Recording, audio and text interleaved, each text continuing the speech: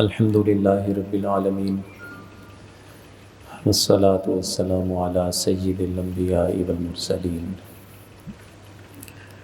وعلی آلہ واصحابہ وبارک وسلم اجمعین۔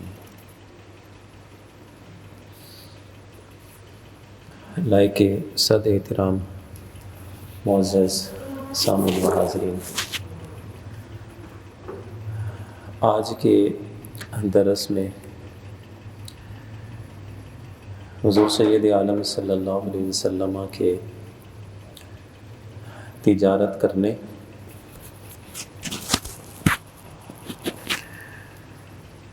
اور تجارت کے جو حضور نے اصول بتائے ہیں تاکہ بندہ مومن حلال اور حرام میں تمیز کرتے ہوئے رزق حاصل کرے۔ ہم کچھ ان اصولوں کا بھی تذکرہ کریں گے اور لین دین کرنے میں ہمیں کون سی احتیاطیں کرنی چاہیے تاکہ حرام اور حرام کے ذرائع سے ہم لوگ محفوظ رہیں۔ دیکھیں، کوئی بھی ہنر ہے کسی بندے کے پاس، کوئی بھی، اسے کبھی بھی حقیر نہیں سمجھنا چاہیے۔ ہمارے ہاں ڈگری ہولڈر کو عزت دی جاتی ہے، اور جو کوئی اپنا ذاتی پیشہ اپنا لیتا ہے، ذاتی کوئی کام کاج کرتا ہے، تو ہم نے اس میں کیٹیگریز بنائی ہوئی ہیں، عزت والے کام کون سے ہیں، گھٹیا کام کون سے ہیں۔ تو رزق حلال کمانے کے لیے کوئی بھی کام کرنا پڑے، اللہ اور اس کے رسول کے نزدیک وہ معیوب نہیں ہے، بلکہ حضور صلی اللہ علیہ وسلم نے ارشاد فرمایا کہ الکاسب حبیب اللہ، جو محنت کوشش کر کے کمائی کرتا ہے وہ اللہ کا محبوب بندہ ہے۔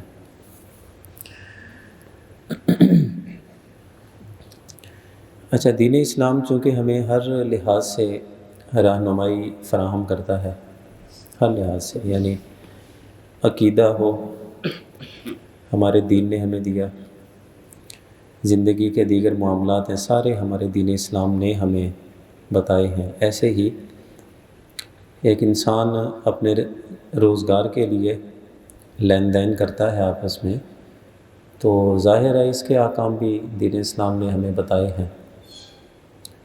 آپ اس سے اندازہ لگائیں کہ حضور سید عالم صلی اللہ علیہ وسلم مکہ والوں کے نزدیک اور اسی طرح یمن اور ملک شام میں جو حضور صلی اللہ علیہ وسلم کا تعارف تھا، یعنی لوگ جو آپ کو جانتے تھے، تو اس وقت تو حضور نے اعلان نبوت بھی نہیں کیا تھا، یا آپ جس خاندان سے تعلق رکھتے تھے اس خاندان کا فرد ہونے کی وجہ سے لوگ آپ کو نہیں جانتے تھے، بلکہ حضور صلی اللہ علیہ وسلم کی تجارت کی وجہ سے لوگ جانتے تھے۔ اور واقعات میں اگر آپ جاتے ہیں تو بڑی منڈیاں جہاں پہ لگتی تھیں ملک شام میں یا یمن میں، تو وہ لوگ انتظار کیا کرتے تھے کہ محمد ابن عبداللہ کا سٹال یا ان کا سامان کہاں ہے۔ اور مکہ مکرمہ میں جب کہ نہ عقیدے کا حال تھا، نہ کوئی تہذیب کا وہاں پہ کوئی اچھا تعارف تھا، اور نہ اخلاقی وہاں پہ کوئی اقدار قائم تھی، لیکن حضور سید عالم صلی اللہ علیہ وسلم کو اس دور میں بھی لوگ صادق اور امین کہہ کر بلاتے تھے۔ یعنی ایک لقب مشہور ہو جاتا ہے نا کسی کا، جیسے کسی کمپنی کا کوئی برانڈ مشہور ہو جاتا ہے، لوگ پھر اس کمپنی کا جو بڑا آنر ہوتا ہے اس کو ایک خاص لقب دے دیتے ہیں۔ تو حضور صلی اللہ علیہ وسلم کا اس گئے گزرے دور میں جو لقب تھا وہ صادق اور امین تھا، یعنی زبان کے سچے ہیں اور معاملات کے انتہائی امانت داری کا مظاہرہ کرنے والے ہیں، اور یہی دونوں لقب حضور کے اعلان نبوت سے پہلے معروف تھے۔ اور جس وقت حضور صلی اللہ علیہ وسلم نے اعلان نبوت فرمایا تو جب آپ نے اشارہ فرمایا تھا کہ میری گزری ہوئی زندگی کیا میرے سچے ہونے کے لیے کافی نہیں ہے، تو وہ تاجرانہ صلاحیتوں کی طرف بھی اشارہ تھا۔ اس کا مطلب یہ ہے کہ یہ جو ہم ذریعہ روزگار کے لیے کوئی بھی پیشہ اپناتے ہیں، کام کرتے ہیں، نمبر ایک، کسی بھی ذریعہ معاش کو حقیر نہیں سمجھنا چاہیے۔ یہ کیٹیگری سے باہر نکلیں کہ یہ بزنس مین ہے، یہ جنرل اسٹور والا ہے، یہ سبزی لگانے والا ہے، یہ چنے لگانے والا ہے، اور یہ جوتے سلائی کرنے والا ہے، یہ اپنی کیٹیگری بنائی ہوئی ہے، اور اس لحاظ سے پھر کسی کو رسپیکٹ دیتے ہیں۔ اللہ کے نزدیک اس بندے کی رسپیکٹ کیا ہے؟ حضور نے فرمایا القاسب حبیب اللہ، اللہ کا محبوب ہے وہ شخص جو محنت کر کے کمائی کرتا ہے۔ اس لیے اللہ اور اس کے رسول نے جسے پسند کر لیا ہے، اگر ہم کوئی ایسے اونچ نیچ کے معیار بنا کے، تقاضے بنا کے ہم اگر بیٹھے ہیں تو یہ ناانصافی ہے۔ میں بارہا مرتبہ یہ ذکر بھی کر چکا ہوں کہ حضرات انبیاء کرام کے حوالے سے اگر ہم پڑھتے ہیں، تاریخ کا جائزہ لیتے ہیں تو ہمیں معلوم ہوتا ہے کہ بہت سارے انبیاء نے کیسے کیسے کام کیے جسے آج کے دور میں ہم حقیر سمجھتے ہیں۔ جیسے حضرت آدم علیہ السلام کھیتی باڑی کرتے تھے، حضرت ادریس علیہ السلام کپڑے سلائی کرتے تھے، اور ساتھ میں کتابت بھی کرتے تھے، جسے آج کے دور میں کمپوزنگ کہتے ہیں۔ اس وقت ہاتھ کے ذریعے لکھا جاتا تھا، یعنی بادشاہوں نے خط لکھنے ہوتے، کسی قبیلے کے سردار نے دوسرے قبیلے کے سردار کو خط لکھنا ہوتا تو حضرت ادریس علیہ السلام اجرت پر، یعنی ایک پیج لکھا ہے، گتے پہ لکھا ہے، چمڑے پہ لکھا ہے، تو اس ایک پیج کے آپ سے اجرت لیتے تھے۔ یہ کام کیا۔ حضرت ہود اور حضرت صالح علیہ السلام گاؤں میں چلے جاتے، وہاں سے سبزیاں ہیں، فروٹس ہیں، دیگر ضروریات زندگی کی چیزیں، گھی ہو گیا، کوئی اور چیزیں جو دیہاتی علاقوں میں بنتی تھیں، وہاں سے یہ شہری آبادی میں لے کے آتے اور بیچا کرتے تھے۔ ایسے ہی حضرت داؤد علیہ السلام زرہ سازی کا کام کرتے تھے۔ یہ جو جیکٹ پہنی جاتی ہے نا لوہے کی جنگوں میں، تو یہ بنا کے تو آپ بیچتے تھے، یہ آپ کا ذریعہ معاش تھا۔ اسی طرح باقی انبیاء کرام کا بھی تذکرہ ہم پہلے کئی دفعہ کر چکے ہیں۔ تو ان میں کمال کی بات دیکھیں کہ حضرت سلیمان علیہ السلام جو پوری دنیا کا ایک ہی بادشاہ پوری دنیا کا، آپ اندازہ لگائیں جس طرف چلتے تھے ہوائیں آپ سے اجازت لیتی تھیں کہ ہم اس طرف رخ کریں یا اس طرف رخ کریں۔ مقام یہ تھا، جہاں پہ آپ پڑاؤ کرتے تھے وہاں کے چرند پرند درندے ہوائیں ساری آپ کے سامنے کھڑی ہو جاتی تھی اجازت لے کے، اور اس کے بعد آگے پیچھے جانے گئے تھے۔ یعنی اللہ نے آپ کو یہ بادشاہی عطا فرمائی تھی۔ اچھا، کتنا بڑا سٹینڈرڈ ہے جی، یہ کتنا بڑا پروٹوکول ہے اللہ کی طرف سے۔ لیکن ذریعہ معاش کیا کرتے ہیں؟ کھجور کے پتے لے کے، ٹہنیاں لے کے، اس کی ٹوکریاں بنا کے، اس کے بیگ نما بڑی ساری ایک ٹوکری، ہم نے اپنے بچپن میں، آپ نے تو دیکھی ہوگی، سودا سلف لینے جانا تو وہ ٹوکری کھجور کے پتوں کی، شاخوں کی بنی ہوتی تھی، یہ آپ بنا کے بیچتے تھے، اور جو اجرت ملتی تھی اس سے پھر اپنے گھر کا گزر بسر کرتے تھے۔ اچھا جی، آج کے دور میں یہی سارے کام میرے نزدیک کیسے معلوم ہوتے ہیں؟ منڈا کام کی کردا جی، سبزی کی دکان ہے، اچھا چھڈو پرے ہے، وہ کام ہے کی کام کردا جی، ماشاءاللہ ٹوپیاں بنا دینے، اے کوئی کام ہے ٹوپیاں بنا دینے؟ جناب کوئی سرکاری ملازم ہونا چاہیے سی۔ یعنی ہماری تعلیمی تہذیب نے ہمیں یہ سکھا دیا ہے کہ کسی کا نوکر بن کے اگر رہیں تو اس کی بڑی رسپیکٹ ہے، لیکن اگر باہر کی دنیا میں جا کے دیکھیں، وہاں پہ محض اگر ایک بندہ کوئی بھی اپنی پروڈکٹ ہے وہ اگر مارکیٹ میں لے کے آتا ہے، یہ پینسل ہی کیوں نہ ہو، ایک پینسل بنانے والا چائنا کی تہذیب دیکھ لے، یورپ کی تہذیب دیکھ لے، اس بندے کو بڑی رسپیکٹ دیں گے. کیوں؟ ایک پینسل بنانے کے لیے 3-4 قسم کے لوگوں کو روزگار ملتا ہے. وہ رسپیکٹ دیتے ہیں کہ یار ایسا بندہ جس نے 3-4 اور لوگوں کو روزگار دے دیا ہوگا، یہ کام تو بڑا اچھا ہے. تو اس لیے میں اصل یہ کہنا چاہتا ہوں کہ کبھی بھی کسی بھی رزق حلال کے ذریعے کو حقیر نہیں سمجھنا چاہیے. اسی لیے تو 2 جماعتیں پڑھ جاتی ہیں، سب سے پہلے خیالات یہ آتے ہیں کہ یار باہر چلیے، اتنے کوئی سکوپ نہیں ہے ساری پڑھائی کا. جو ڈگری حاصل کی تھی باہر چلے گئے، والدین بیچارے ساری عمر ترستے رہتے ہیں. اپنے ہاتھوں میں پالا کھلایا، اس کو بولیاں سکھائیں، اس کو معاشرے میں جینا سکھایا، خدمت کے وقت حضرت جی باہر چلے گئے. تو اس لیے اپنے انداز ہمیں بدلنے چاہیے. میں آتا ہوں اسی بات پہ کہ حضور سید عالم صلی اللہ علیہ وسلم کی اگر حیات طیبہ اس لحاظ سے دیکھیں کہ آپ نے لین دین کے معاملات کتنے بہترین لوگوں کے ساتھ رکھے تھے، اور اسی وجہ سے ہی آپ کو صادق اور امین کے لقب سے یاد کیا جاتا تھا. پھر دین اسلام کے جتنے بھی اصول ہیں تجارت کرنے کے، لین دین کرنے کے، بڑی لمبی فہرست ہے. ہمارے جو مدارس میں تقریباً کوئی 1.5 سال لگتا ہے یہ تجارت کے اصول اور لین دین کے اصول، تاکہ بندہ حرام اور مشتبہ امور سے بچ کے زندگی گزارے. 1.5 سال کا تقریباً دورانیہ ہے، لوگ ہمارے بچے سمجھتے ہیں. اب میں 15-20 منٹ میں آپ کو کیا بتا سکتا ہوں، جو نچوڑ ہے وہی آپ کے سامنے میں عرض کر سکتا ہوں. ہمیشہ ہمیں ایک دین اسلام کا اصول یاد رکھنا چاہیے. آپ کا کوئی بھی لین دین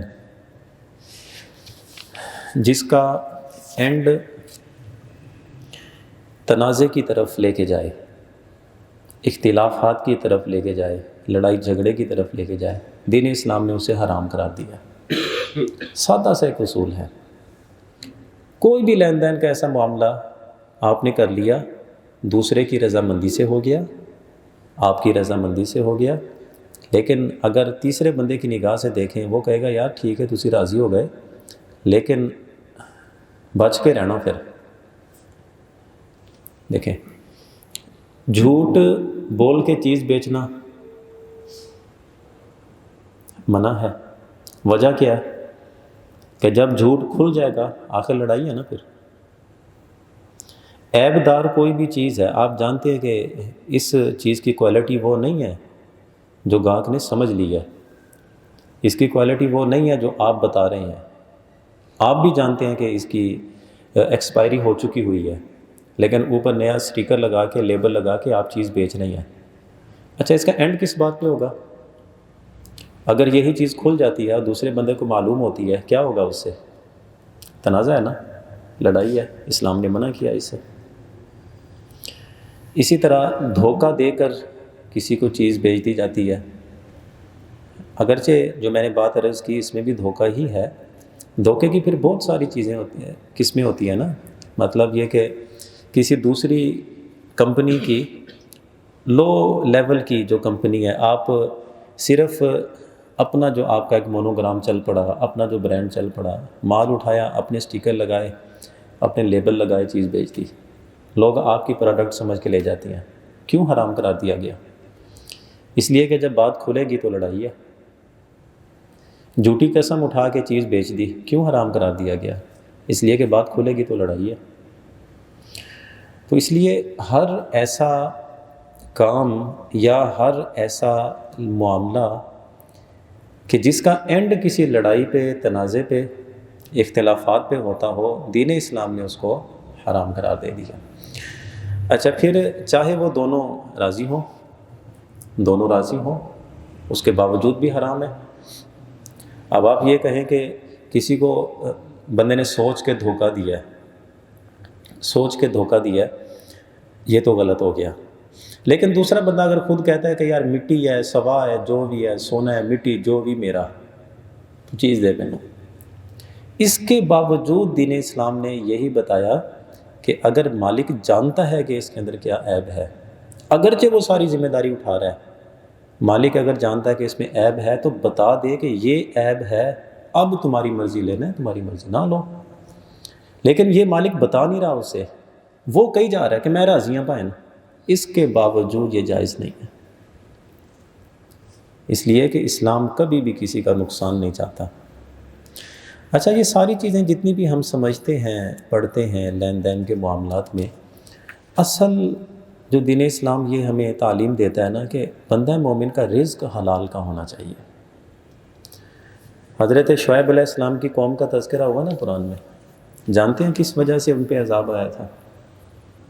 صرف لین دین کے معاملات ان کے اچھے نہیں تھے، حلال حرام کی تمیز ختم ہو گئی تھی۔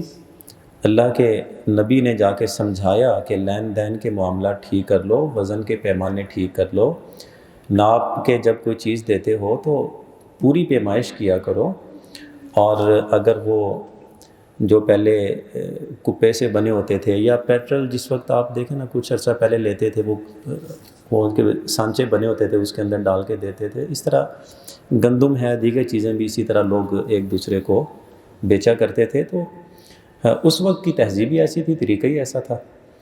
تو حضرت شعیب علیہ السلام نے بارہا مرتبہ ان کو سمجھایا کہ اپنے تجارتی معاملات ٹھیک کر لو، لین دین کے معاملات ٹھیک کرو، نہیں ٹھیک کیے، انجام کیا ہوا؟ اللہ کے عذاب کا شکار ہو گئے۔ ساری قوم جتنی بھی ان کی بستی تھی سب کو اللہ نے تہس نہس کر دیا۔ یعنی کسی معاشرے میں جب حرام عام ہو جاتا ہے، اور حرام کا مطلب یہ ہے، حضور صلی اللہ علیہ وسلم نے ارشاد فرمایا کہ جو جسم حرام مال سے پلتا ہے جنت کا حقدار نہیں ہے۔ کیوں؟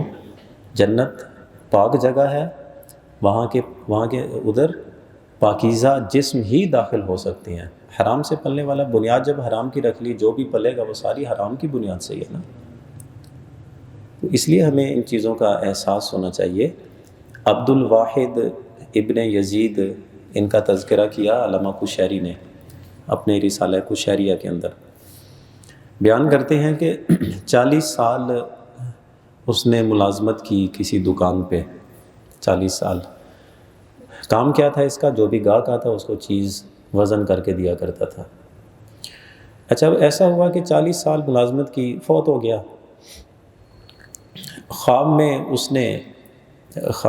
قبر میں جب حساب کتاب اس کا شروع ہوا، کسی اور آدمی نے خواب میں دیکھا، اس سے پوچھا، عبد الواحد ابن یزید کے غلام سے جو ادھر کام کرتا تھا، اس سے پوچھا کہ اللہ نے تیرے ساتھ کیا سلوک کیا؟ کہتے ہیں کہ اللہ نے مجھے اپنا حق معاف کر دیا کہ عبادتیں تیری مکمل ہیں، دیگر معاملات بھی ٹھیک ہیں، لیکن تم جنت میں نہیں جا سکتے، نہ ہی جنت کی خوشبوئیں سونگھ سکتے ہو، نہ جنت کی راحتیں مل سکتی ہیں، نہ جنت کی نعمتیں تمہیں مل سکتی ہیں۔ کیوں بھائی؟ پوچھا، عرض کی، تو اللہ جل شانہ کی طرف سے اسے یہ آواز آئی، میدان محشر میں سارے لوگوں کو اکٹھا ہونے دیں، 40 سال تو نے جس ترازو کے ساتھ وزن کر کر کے لوگوں کو چیزیں دی ہیں، تو اس کے اوپر جو گرد لگی ہوئی تھی، غبار لگی ہوئی تھی، کبھی اسے بھی صاف کیا تھا نا؟ یعنی وہ پلڑا ہوتا ہے نا، آپ بھی دیکھتے ہیں عام طور پہ گھی ہے، دیگر چیزیں تولتے ہیں تو وہ مٹی سی جمی ہوتی ہے۔ اب ہر بندے کو معمولی سی مقدار، اگر آپ اسے گرام میں لے کے آئیں تو شاید آدھا گرام بنتا ہو، اس سے بھی کم بنتا ہو، لیکن 40 سال تو نے اس بے احتیاطی کے ساتھ جو لوگوں کا وزن بنتا تھا تھوڑا تھوڑا کر کے چاہے، لیکن لوگوں کو مقدار تو پوری نہیں ملی نا، لیکن قیمت تم پوری لیتے رہے۔ اب میدان محشر لگنے تو وہ سارے 40 سال کے جتنے گاہک ہیں وہ آئیں گے، آ کر تیرا سامنا کریں گے، وہ اپنا حق معاف کریں گے تو میں بھی معاف کر دوں گا۔ ہماری تو روح کانپ جاتی ہے جس وقت ہم اس طرح کے معاملات دیکھتے ہیں۔ اور اس وقت دکانوں پہ ملازم کون سا رکھیں گے؟ تیز ترار، دھوکہ دینے میں ماہر آدمی ہو، جناب علی بیوقوف بنانا تو اندر سامنے گل ہی کوئی نہیں۔ اچھا، کبھی سمجھا کہ 2 قسم کے عمل ہوتے ہیں نا، ایک صدقہ جاریہ ہوتا ہے، ایسے ایک گناہ جاریہ بھی ہوتا ہے۔ صدقہ جاریہ یہ ہوتا ہے کہ آپ نے کسی کو دین سمجھا دیا، کوئی اچھی بات اس کو سکھا دی، اخلاقیات کی تعلیم دے دی، اب وہ ساری زندگی جب بندہ عمل کرے گا، آپ کی سنی ہوئی بات دیگر لوگوں کو بھی بتائے گا، پھر وہ جتنی ساری عمر اس پہ عمل کریں گے، اللہ اس کی سنی بات کو پھیلا کے جتنے لوگ ساری زندگی عمل کر کے ثواب حاصل کریں گے، اللہ اس کے برابر اس تعلیم دینے والے کو اس کے برابر ثواب عطا فرمائے گا۔ یہ صدقہ جاریہ ہوتا ہے۔ اچھا، گناہ جاریہ بھی ہوتا ہے۔ آپ نے کسی کو سکھا دیا کہ چیز بیچنے کا طریقہ یہ ہوتا ہے، آپ نے کسی کو سکھا دیا کہ دھوکہ کیسے دیا جاتا ہے، آپ نے اس کو بتا دیا ہے کہ اعتماد میں کس طرح لیا جاتا ہے، آپ نے اس کو ایسی ایسی پروڈکٹ بتا دی۔ حیران ہے ہماری عقل کہ محنت نہیں کریں گے، پلاسٹک کے چاول بنا کے مارکیٹ میں بیچنا شروع کر دیے، بڑے بڑے اربوں کے پلانٹ لگا لیے، لیکن رزق حلال کے لیے کوئی نہیں کیا۔ یعنی عقل دیکھیں کہاں پہ استعمال کر رہے ہیں۔ اب جتنے لوگوں کو یہ طریقہ سکھا دیا، دھوکہ دیتے رہیں گے، جھوٹ بولتے رہیں گے، بد دیانتی کرتے رہیں گے، خیانت کرتے رہیں گے، لوٹ مار کرتے رہیں گے، رزلٹ کیا ہے اس کا؟ وہ آگے کسی اور کو بتائے گا، وہ آگے کسی اور کو بتائے گا، 8-10 لوگوں تک بات پہنچ گئی، ان کو بھی یہ ہنر آ گیا کہ کسی کو دھوکہ کیسے دیتے ہیں۔ یہ سارے لوگ جتنا گناہ مرنے تک اٹھائیں گے، کمائیں گے، اس سب کے برابر اس سکھانے والے کو بھی گناہ ملے گا۔ ہمارے لوگ اسے بالکل معمولی سمجھتے ہیں، چھڈو مولوی صاحب گلاں اپنی کر دیو تسی، کمانا چاہیے جس طرح مرضی آوے۔ کیا ہوا؟ اپنے اس نازک جسم پہ رحم نہیں آتا لوگوں کو؟ دیا سلائی جلا کے صرف اس کے اوپر انگل کریں، کتنی تکلیف ہوتی ہے۔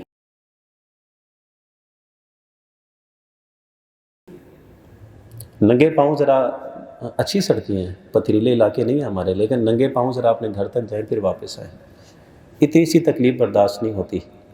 لیکن اگر رزق کے معاملے میں ہماری اسی طرح بے احتیاطیاں رہیں اور حرام رزق ہماری زندگی میں آتا رہا، اپنے چھوٹے چھوٹے بیچارے بچے ان کو کھلاتے رہے، ان کو بھی یہی طریقے سارے سکھا دیے، تو حضرت شعیب علیہ السلام کی قوم کا تذکرہ جو اللہ تعالیٰ نے قرآن عزیز میں نازل فرما کے اسے کتاب ہدایت بنا دیا ہے، تو ہمیں انجام کار کا بھی علم ہونا چاہیے۔ آگ لگ جائے گی زندگی میں، آگ لگ جائے گی معاشرے میں، یہ آگ وہ والی نہیں آئی ہے، حضور کے صدقے ایسی آگیں اب نہیں لگیں گی جیسے پہلے والی امتوں پہ ہوتی تھی، نفرتوں کی آگ لگے گی، اسی میں نفرتوں میں ساری زندگیاں گزاریں گے، نفرتوں میں مر جائیں گے، ہر روز جلیں گے، ہر روز کڑیں گے، ہر روز تکلیفیں اٹھائیں گے، کبھی اولاد کی طرف سے، کبھی محلے داروں کی طرف سے، کبھی دوستوں کی طرف سے۔ یہ کیوں یہ یب سیاپا یہ ساری چیزیں ختم نہیں ہو رہی؟ لگتا ہے اچھا عبادت گزار بھی بہت ہے، یہاں تو رو رو کے دعائیں بھی ہو گئی ہیں، خلوص دل کے ساتھ یہاں پہ لوگوں کے سارے معاملات کی دعائیں بھی ہو گئی ہیں، اس کے باوجود یہ کیوں نہیں ختم ہوتا یہ پریشانیوں کا، مصیبتوں کا جہان؟ میرے خیال میں رزق کے معاملات ہمارے لوگوں کے ٹھیک نہیں ہیں، تو ہمیں ضرور اس باتوں کی طرف غور کرنا چاہیے۔ ہمیشہ اسی کو حق سمجھیں جو حلال ہے۔ اللہ کے حلال رزق کے خزانے اگر ختم ہو گئے ہیں پھر تو بندہ کہے جتوں لابدہ لے لئیے، لیکن اللہ کے حلال کے جو رزق کے خزانے اگر ختم نہیں ہوئے تو میرے خیال میں ہمیں اور آپ کو کبھی بھی حرام کی طرف نگاہ نہیں اٹھانی چاہیے۔ تو جو باتیں ملی جلی میں نے عرض کی ہیں اصلاح کی، تربیت کی، رزق کے حوالے سے، اللہ تعالیٰ یہ باتیں یاد رکھ کے ساری زندگی عمل پیرا ہونے کی توفیق عطا فرمائے۔